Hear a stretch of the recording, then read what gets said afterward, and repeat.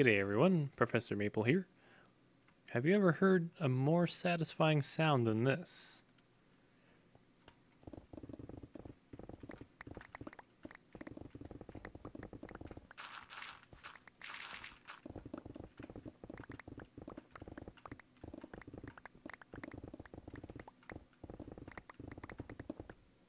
Oof, what is more satisfying than that, right? So we've got that hex taken care of now. I've covered over the lava at the bottom there, which feels really weird because I'm just used to there being open lava right there in my base. But yeah, we're not gonna I was thinking about time-lapsing, like taking down one of these hexes, but the replay mod is kind of in this weird like exclusive beta, although I'm thankful that it is being worked on still again.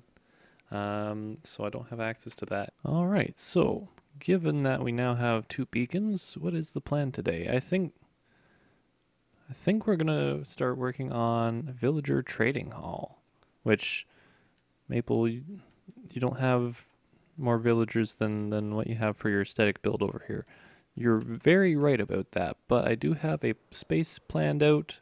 I do have, well, you'll notice in the base there may be some inconsistencies with, I've got the beacons. They are in place. I do have the beacon base fixed from last episode. It was just that I was missing a couple iron blocks here and there.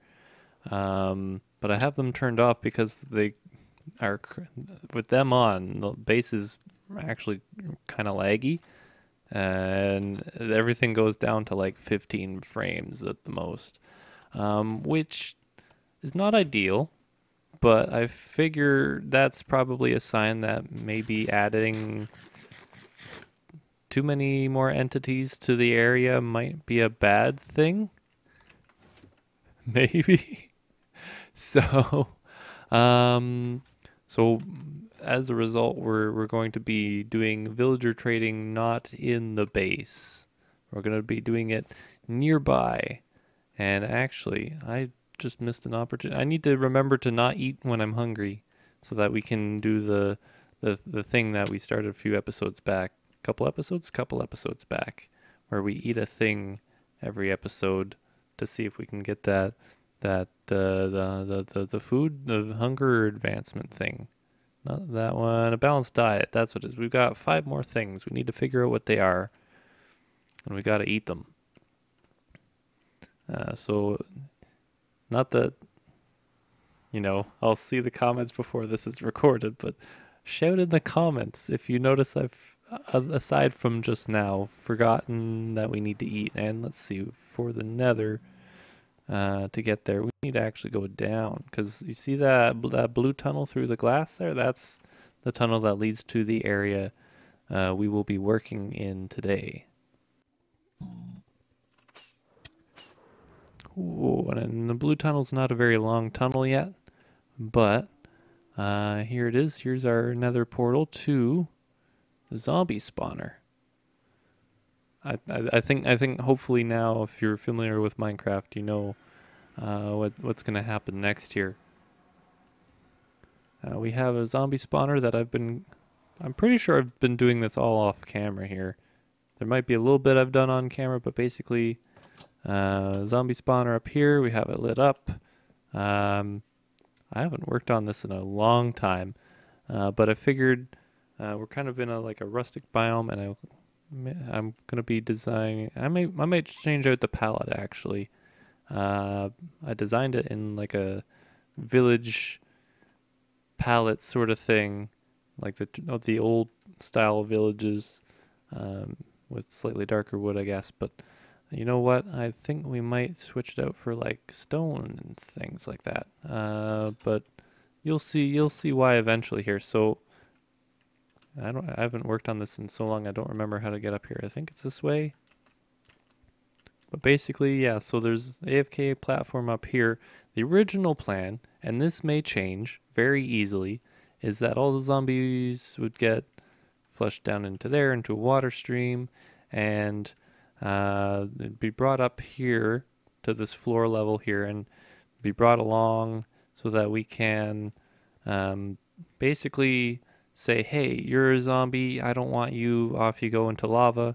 Hey, you're a zombie villager, I want to keep you and convert you. Let's send you along the water stream, name tag you, whatever, and pop you into a little holding cell. So in here, and this is how long, for those of you who know Critical Role, or know what that is, uh, near the beginning of, within the first 5 episodes of campaign 2 of Critical Role, I was digging this out in preparation for what we're going to do. And you know what? I think we'll keep the floor. I don't want to use too much wood in the walls because I think I want to do stone there now. I've changed my mind since planning this. That might still stay. I'm not sure. I'll think about it.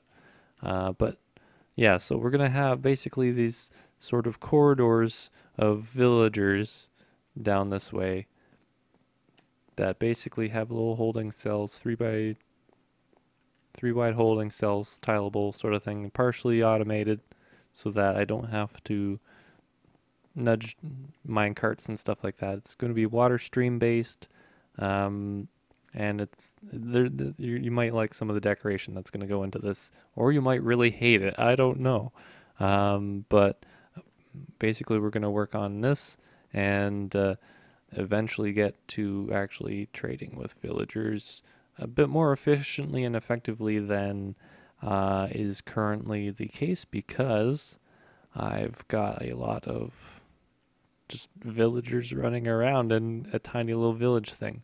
So let's see. Oh, if I turn the lights off, it's still going to be lit because torches.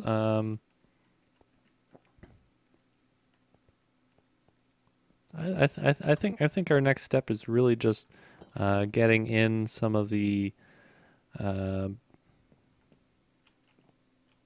infrastructure between this thing and the. Actually, I guess we need the holding cells next. That's our next step. We're gonna do that. Get some holding cells in so we have an idea of what the layout's gonna be like. Oh, before I forget though, that was totally a shout-worthy moment. Comment shouts. I've been hungry this whole clip here. So let's pop out one of these. Which one's it gonna be? We're gonna do tropical fish. That's probably one we don't want to eat, but we're gonna do it anyway because we can. Nope, we're gonna do it anyway, body. My body apparently is not ready. Neither's the lag. Okay, did that increase anything? Tactical fishing, complete catalog, balanced diet. Nope, that's apparently something I've already eaten.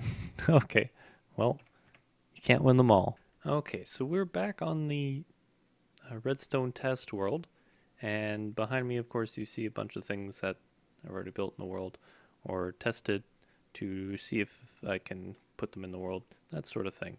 But this time, what I've done is I want to show you guys not only the basic design of these things, but the redstone behind it. So these are our villager holding cells. Each one is decorated to look like a villager face.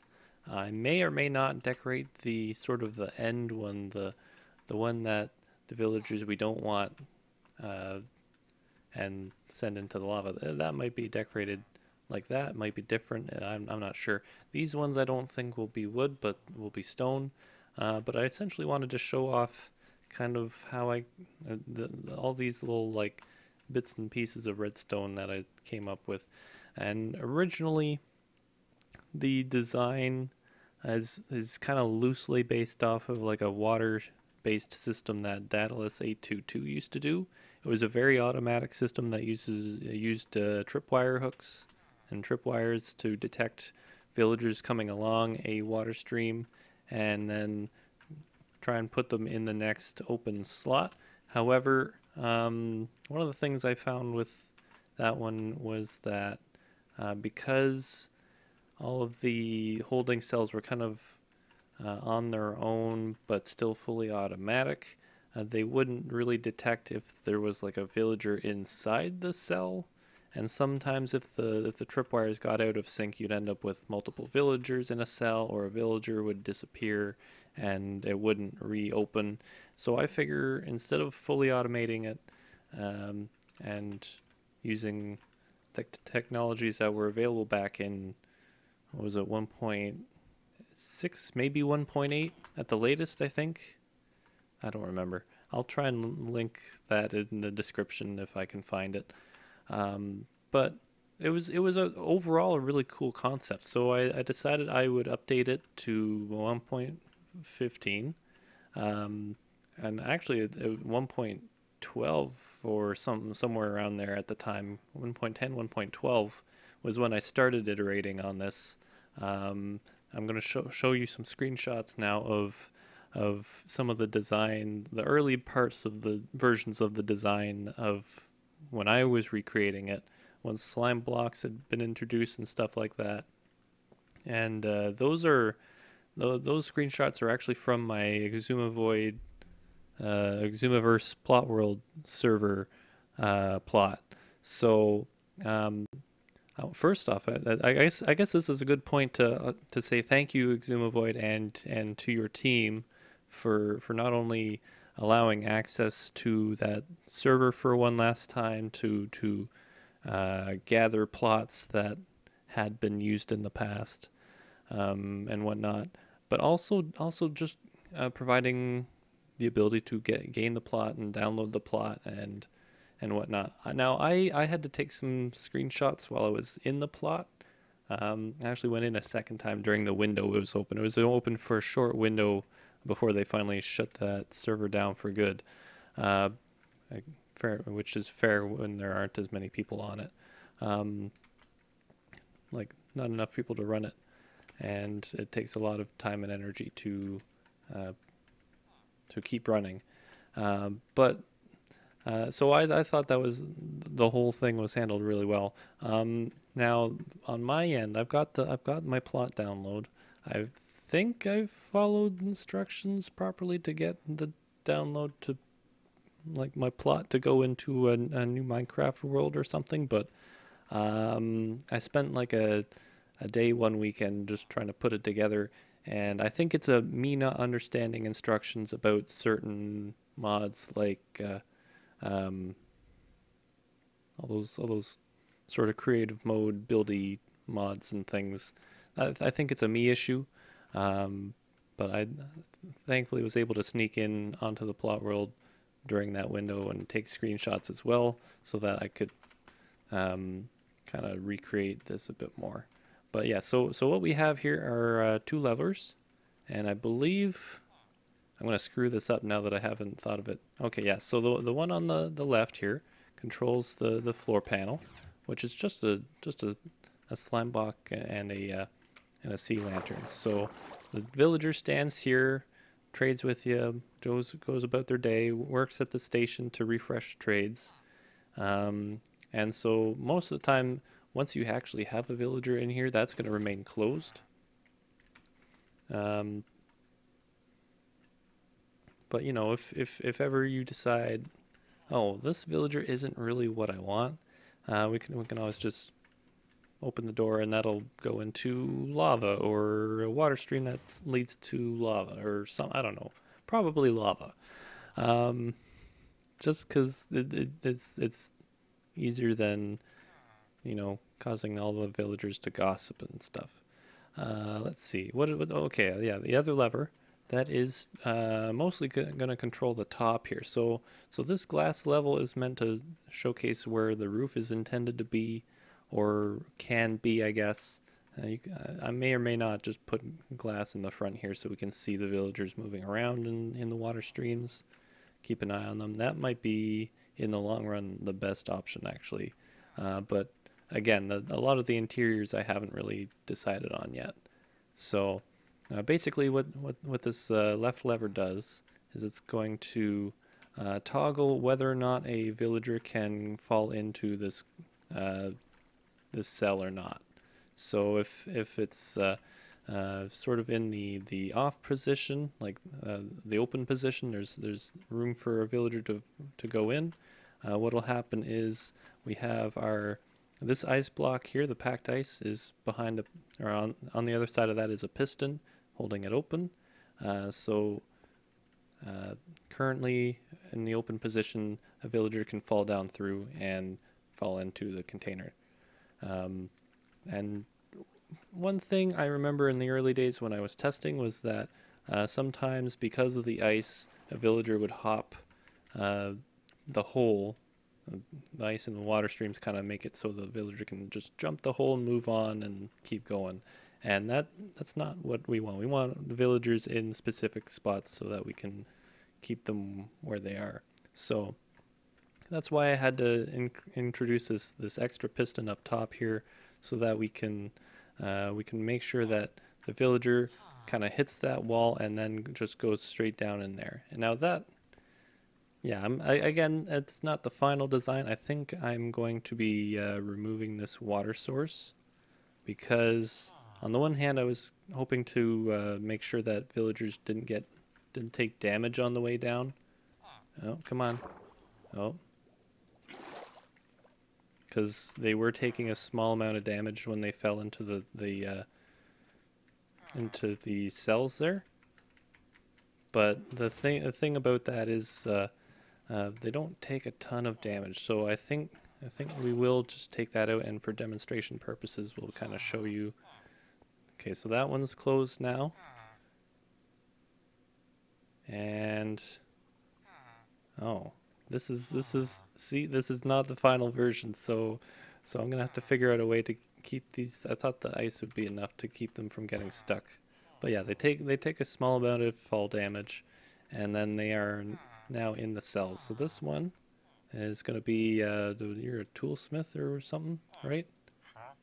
Yeah, toolsmith. Oh, I accidentally created a baby in there. Sorry. And then this guy, we've got Electron back there, so you're a librarian.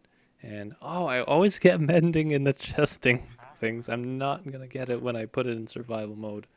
But yeah, so I can trade and whatnot with these guys. I've got these trapdoors here because essentially this is going to be floor level here, and I may or may not have like a block of glass in front so we can see the whole nose. I'm not sure yet, but just in case, I don't want baby zombies running into the one wide gap there, so we can hold them up in there, close those if maybe I can use that as a sign to say, hey, your trades are locked up for the moment. I'm gonna just close that so that I remember, and then I can come back later, open it up again, and trade with you, kind of thing. And that may be a thing that I do, because these don't actually get activated by the redstone I have in here. So that's perfectly fine, even though they're not like iron trapdoors or anything. So yeah, so basically what we have attached to the levers is a repeater, sends it through the block, past the villager, down to, in this case, for the floor, there's a sticky piston that either spits out or pulls back this redstone block, which activates this other sticky piston, which is probably more complicated than it needs to be, but it was the most compact that I could get it. If you can find a way to get it more compact, go right ahead. And then that'll either keep open or keep closed or open the floor for them to fall through.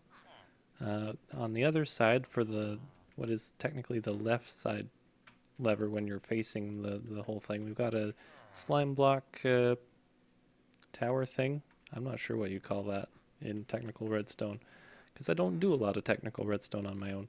But anyway, so yeah, we've got the slime block tower attached to this redstone block here, which will toggle either this top piston holding closed so that you hit the wall and fall, or it'll retract that and keep the piston down there closed, meaning that you either keep going when you're going along the water stream, or you fall through.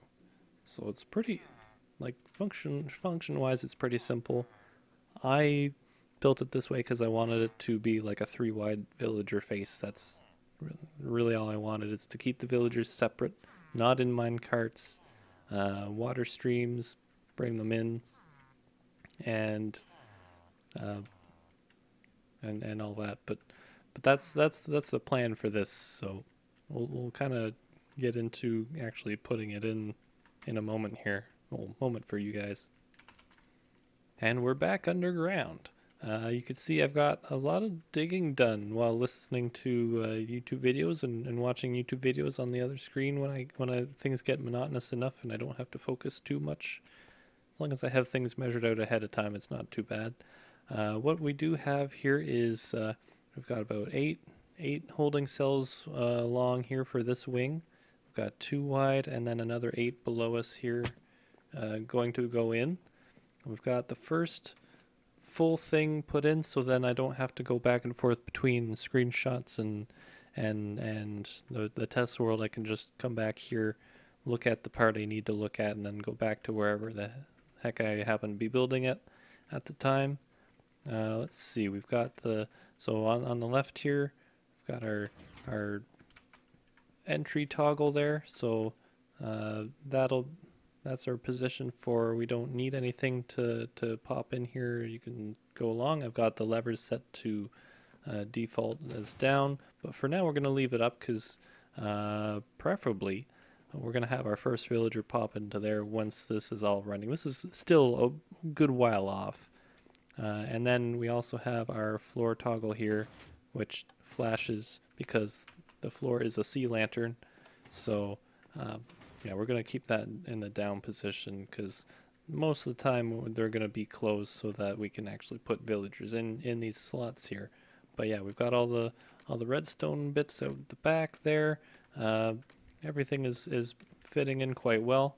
Oh, except I am not able to do redstone parkour as well as I used to. That's a shame. So yeah, we're getting some good progress in here. I've got enough area dug out for this row to go in if I want to install the redstone now. I'm working on getting these 2 sections done in the same way, and I'm also since we're working up top, while I was up top, I was like, it's easier to dig down from the top than it is to dig from the underneath up, because you can only reach so far. Whereas if you go down, you just keep going down with the topmost layer. So I've decided for these 2 wings here, I'm just gonna dig down most of the stuff that I need to dig out of there, and then we'll kind of go from there. I've got some resource pockets going in here in the corners. These 2 are going to be water elevators, up and down. I'm not sure which will be on which side, but one side will be one side will be the other.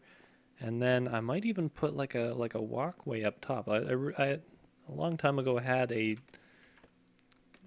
maybe not the whole roof and ceiling, but I did have sort of a transition to the roof and ceiling designed. And now I'm wondering if maybe I want like a viewing gallery up here. I'll also probably need to have access up here so that I can get villagers unstuck from water troughs and stuff like that as well.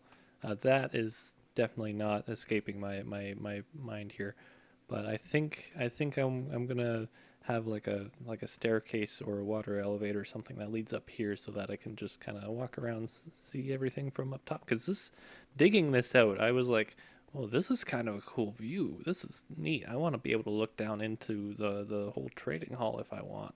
And now there'll be things on the corners that I can't really look like down 3 ways at once kind of thing. Well, maybe not on this corner. I'm not sure. But oop. But the point is that it's going to be fairly big, fairly open, and I'm going to have to bring my beacons over here, or at least one of them, so that the digging goes a little faster. It's interesting with the beacons. Something that used to take maybe a day to dig out now takes just a couple hours. It's like an afternoon, like a full day to like half a day now. It's great. So I've got to move those over here, or one of those over here, since I'm not using them at the base anyway. May as well. And then we'll kind of do these corridors. I don't have a specific end for this corridor yet because I don't actually know how many trades I'm going to need or want. So this might get shorter, this might get longer, I don't know. But I think when I put in the AFK thing here, well, it's not really going to be AFK. It's going to sort of be AFK. I don't know. It depends.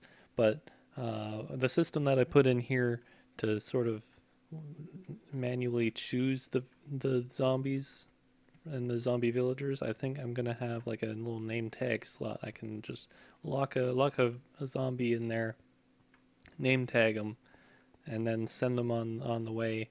And then once I follow them kind of over to their cell, wherever that happens to be, they won't despawn because they're name tagged. But once I follow them over there, I can just say, hey, zombie villager, you're a villager now. Splash, and give them a golden apple, and then off we go to the races, kind of thing. So that's the plan. That's the plan. I don't know really more than that so far. But I like the direction this is going, and it's going there quickly enough that I don't feel like I'm being unproductive or anything like that. All right, so last night I had a bit of a live stream. Did probably about 2/3 Minecraft, 1/3 Animal Crossing terraforming. If you guys are interested in seeing some Animal Crossing content, let me know. That fad may or may not be dying out already, and that's perfectly fine too. But just look at we've got this whole wing is cleared out so that we can put the redstone behind it. We've got that wing taken care of now for being cleared out, except the end, which is probably going to be farms or something. I did pretty much cap it off flooring wise where at the more or less where I had it last time, and you'll notice that all the villager facades are in, minus the observers and whatnot, of course. But basically we've added a couple things here. We've got, well, the trapdoor I guess was in that last clip. That's to keep baby zombies from getting in and whatnot. And I've added noses to them all because it just felt too flat without them, and now they look like villager heads for sure. Like they had the eyebrow, the big forehead, but they needed the nose to stick out before it really felt right. So we're gonna keep that. We've even got our the facade for what will be the waste disposal. I don't like referring to it as that when these are like sentient creatures in this game, but that's kind of what it is. It's gonna be the lava source, or the lava end, depending on how you look at it. But yeah, so I'm gonna keep this temporary roof in just so getting around up top is a bit easier. I still don't entirely know what I'm doing for the roof. Hello? Scaffolding? There we go. Still don't know what I'm doing for the roof, but I think before we get to putting in that sort of catwalk balcony behind area thing, I want to get the cells in so that I can kind of figure out how that will work, because it's got to be at least this high. Well, actually, no, it's going to be a couple blocks higher because redstone. But yeah, it's going to be even a bit higher than that, and I'm going to dig more out, and maybe digging up from below, which might not be the best, but you know, it is what it is. And you know what? I've also put in some little, planning on putting in some little storage bays in here, or micro farms. I'm not sure, but I am going to need farms to power this, and I mentioned on the stream last night that I think I want to have an area down here that's mostly just farms and item storage for this area. I think that's probably best. This is maybe not going to be like a miniature base, but it also kind of is in a way, depending on how much time I spend here trading with the villagers and the like there. The thing is, like, lately I've been on this kick of like getting infrastructure in that kind of accelerates our ability to get things. The beacons were kind of that was kind of a goal that helps us mine quicker so we can do things faster and get more things done. And this is kind of the same. We can trade with more villagers faster. We have a higher selection, and we'll have access to more blocks instead of having to mine them all just by trading with some villagers. So that's kind of the goal. Like building is good, but when we can build faster and more efficiently, that's ultimately the goal here. So I'm going to end that here. Uh, hope you had a good now. Have a good later. And we'll see you next episode where hopefully we get a bit more of this taken care of. Goodbye!